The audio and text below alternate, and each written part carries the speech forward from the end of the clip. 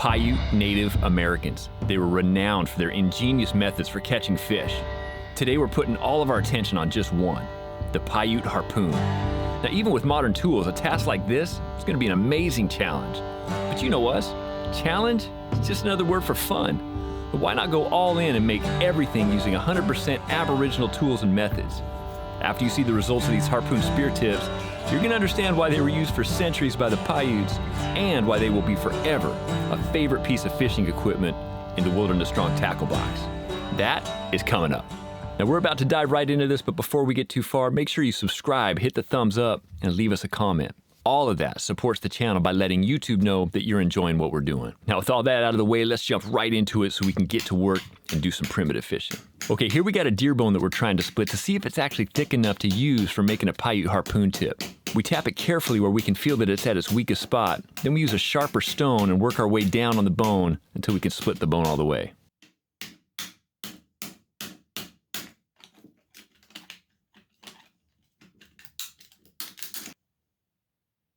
We tap the bone super gentle until we get a feel for how hard we can hit it without it actually breaking. You can do some of this work with a rounded stone, but a sharper stone can be helpful in chipping away and shaping the bone the way you want it.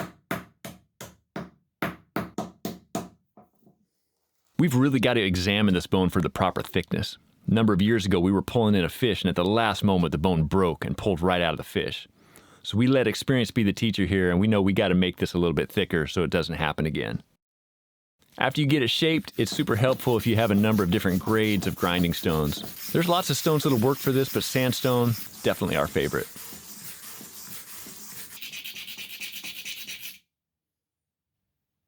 Now the back end of this tip also has to be sharp. That way when the harpoon tip actually goes into the fish, it can catch and then turn a bit sideways when pulled on.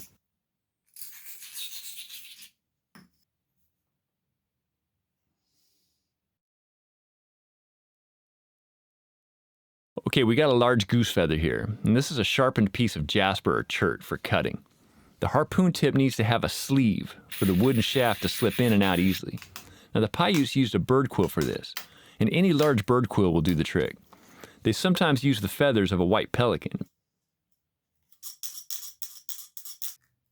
After cutting it, we use a sharpened bone to split the quill.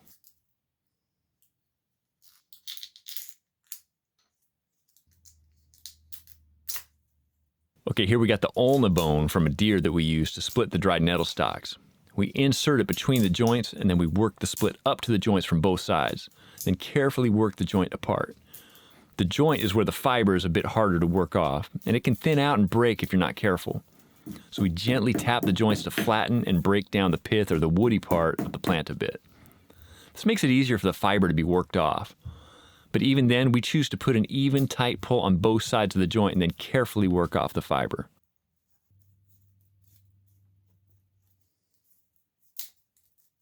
Once we get one side of the nettle fiber off the whole length, then we choose to split the strand into two.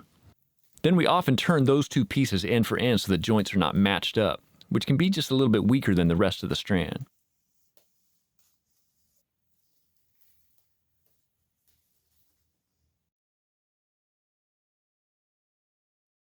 Now we choose to put a clockwise twist to both strands and then overlap it counterclockwise so it binds itself together.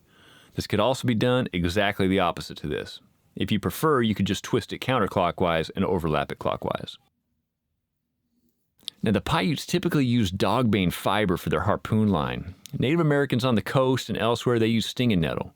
We've used both dogbane and stinging nettle line to catch fish and also to make bowstrings in the past. If they're harvested at the right time and they're made well, both types of plant fiber will do a great job for these purposes.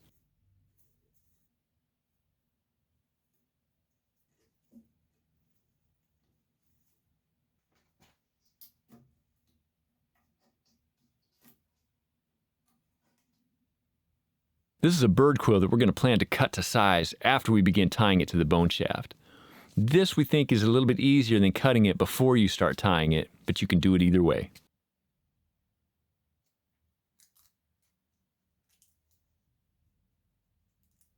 You can see here that the end of the cord is tapered smaller, which helps in beginning the wrapping and tying it onto the bone.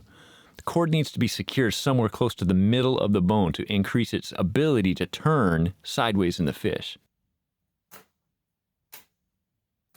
We found that it's best to not tie a normal knot in the middle because it tends to bulge out too far, which makes the whole tip not as smooth. It's better to repeatedly wrap the cord with the flattened nettle fiber that you use to cover the upper part of the harpoon point. And when covered with a coating of pitch, it won't be able to unravel when you're pulling the fish in.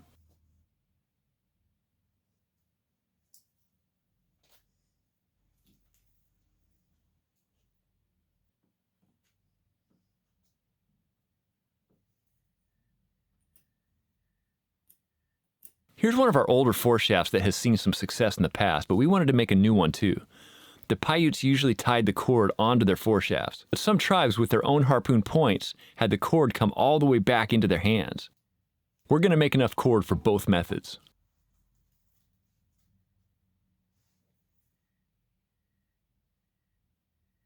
Now we're working the bone down to make another tip.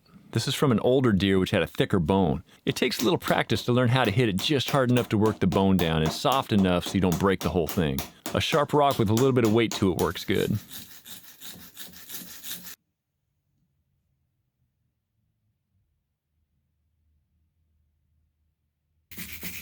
Now we usually try to cut the back end of the bone at a bit of an angle, thinking that it might catch the fish a little bit better. You got to be patient and saw it from both sides to make sure it breaks right where you want it to.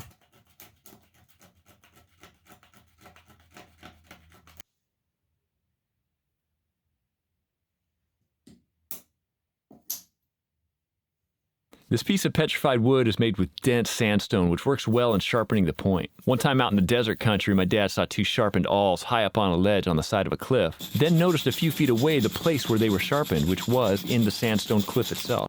Okay, we got to coat the new harpoon tips with melted pitch, and also repair some of these past tips that have had the pitch wear off. For that, we need a fire. So we typically choose hand drill fire method when we need a quick fire because we just find it to be the most convenient. These materials we're using have been gathered and dried for several months. We got a whole hand drill fire video you can check out if you want to see a deeper look into how to make a fire using this method. This giant roll of smoldering tinder is a primitive fire carrier made from cedar bark. It's perfect for this task because we can easily control the temperature just by how much oxygen we give it. And best of all, we got all the time we need with this since there's basically no chance of it going out while we're working. In the right conditions, this particular one could smolder for up to 20 hours without any attention from us at all. Since we're using raw pitch here, we're going to mix in some charcoal powder. That's exactly what the Paiutes did to make it a little bit stronger. We didn't really like that the powder wasn't fine enough, and so we dug a small stone out of the ground to grind it finer.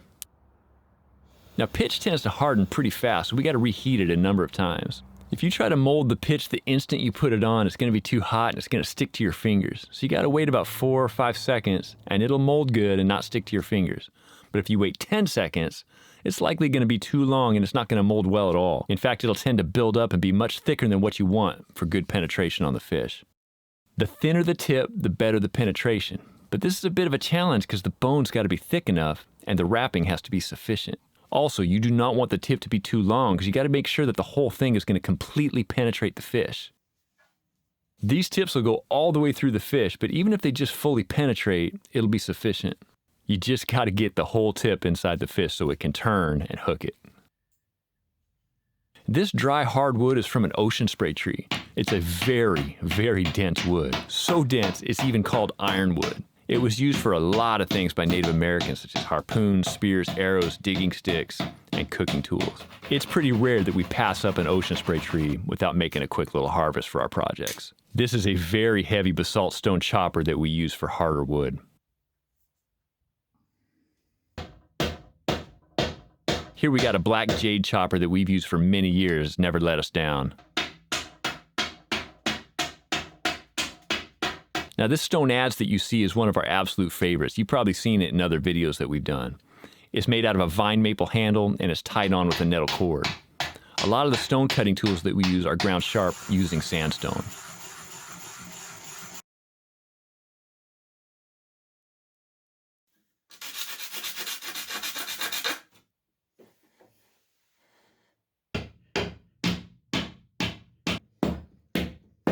We just want to put an edge on this basalt stone here real quick.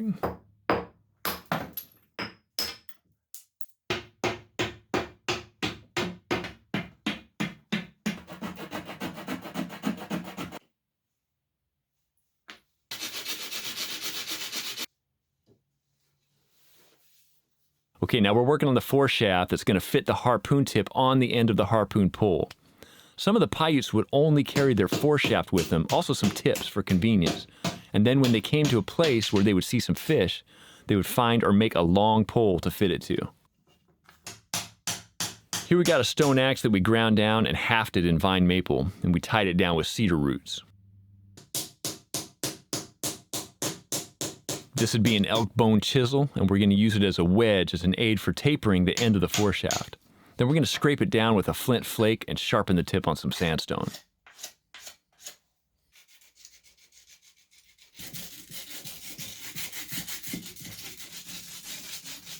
All right, here we got some willow that we've dried and then soaked.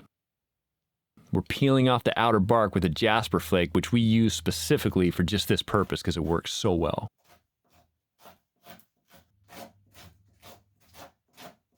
We're going to use this willow cord for lashings when we get to the river to attach our foreshaft to the pole, as well as any other extensions we might want to add for a little bit of extra length.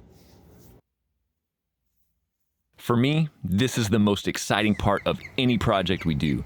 Arriving at the location and preparing the equipment just moments before actually putting all of our hard work to the test. Even though we've had multiple successes with this exact thing in the past, you still can't help but have some butterflies and some major excitement anticipating how your equipment's going to actually perform. When you've invested this much time and effort into a project, you just want it to perform in a way that meets your expectation. Now, Native Americans that lived along the coast and along lots of rivers, they had methods of making long harpoon poles and also dip net poles by tightly lashing lengths which were tapered and then fit together. We are amazed at how strong and secure this method is, even when you use a super long pole. One time we were on a whitewater rafting trip and one of our only 2 oars broke right in half in the middle of a rapids. And we used this exact method of tapering and lashing them together, and the oar worked perfect the rest of the trip. All right, in this case, we got a long nettle line going all the way back to our hands, instead of being lashed onto the foreshaft near the end. This harpoon, as seen here, has 3 full lengths, with the foreshaft on the end of it. In a situation where the fish are regularly closer, a length of the harpoon can be taken off. This one at full length is 16 feet long. The Paiutes would harpoon large suckers using this method. The long harpoon pole is put into the water, and it drifts down the river in a slow way that the fish pretty much ignore, thinking it to be driftwood. When the harpoon tip floats maybe less than a foot away from the side of the fish, a hard thrust while keeping the harpoon in your hands will penetrate the fish and you can pull it out. We have proven this method effective a number of times in the past, and we know it can be a lifesaver in a number of survival situations. Now, there was no fish to be seen in this hole on this day, so we made the choice to dive underwater and go non-privative for just a few moments so that we could demonstrate the penetration and holding power of these tips. After spearing this large suckerfish, we couldn't have been happier with the penetration and the effectiveness of the spear tip, which did turn sideways inside the fish just like we had hoped. We actually speared a whitefish here on the same day and had the exact same result, even though it was a smaller fish. Now we come to what I consider the best part of any fishing project. We're going to cook this fish up and eat it. So you can see 2 primitive slate knives here. We made a video earlier this year that goes through the entire process for making a Native American slate knife. In fact, both knives you see right here were highlighted in that video. I'll get a link in the description in case you want to see how these knives were made with only stone tools and materials gathered straight from the wild.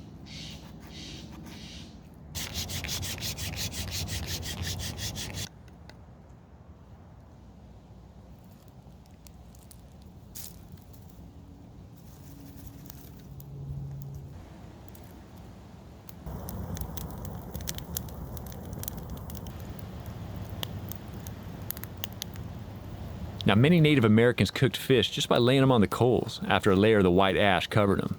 And we have done this many times. One time in the Steen Mountain area in southeast Oregon, my dad caught a few fish in a willow fish trap, and one of them by hand. And his mom and dad, my grandma and grandpa, came down for a visit. And he cooked the fish for him using a number of Aboriginal methods, but when he put the last one on the coals, my grandma, who was a spectacular cook, was quite upset that he had just thrown one of the fish right into the fire. It took him a minute to assure that he was only cooking it like it had been done by many tribes and cultures in the past.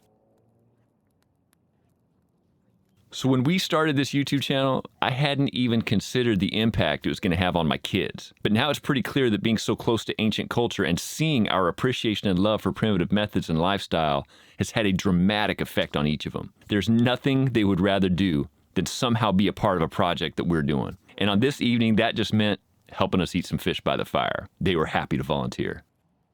This fish we're eating right here is whitefish, and the taste and the texture is very similar to trout, but it is a bit bonier, which my daughter quickly learned the hard way, so you gotta chew carefully. If anyone ever asks me what it is I like to do for fun more than anything else, I would just point them to this part of the video. When you catch and cook a fish using entirely ancient methods, it just seems to taste a little bit better, and anytime you get to lay around a fire and share that success with your family, everything just seems pretty much perfect. Don't forget to hit the like button, subscribe to our channel, and turn that notification on so you don't miss what's coming up in the next video. Thanks for watching.